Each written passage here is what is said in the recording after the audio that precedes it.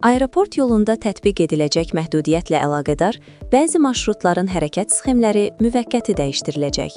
Globalnet xəbər verir ki, 14 fevral saat 00 və 7:00 aralığında Heydər Əliyev prospekti ilə Zığ şosesi kəsişməsində yerləşən yol ötürücüdən Buta Palas yaxınlığındakı yol ötürücüyə qədər, 15 fevral tarixində isə əks istiqamətdə Buta Palas yaxınlığındakı yol ötürücüdən aeroport istiqamətində nəqliyyat vasitələrinin hərəkətinə məhdudiyyət tətbiq ediləcək.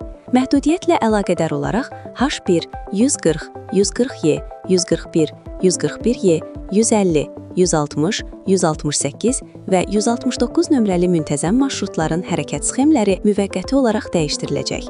Belə ki, 14 fevral tarixində saat 00 və 7:00 aralığında qeyd olunan marşrutlar Heydər Əliyev prospekti, yol ötürücü, aeroport, Zığ şosesi, 57-ci Suraxanı küçəsi, 56-cı Suraxanı küçəsi, Heydər Əliyev prospekti, yol ötürücü, Buta Palas istiqamətində hərəkət edəcək.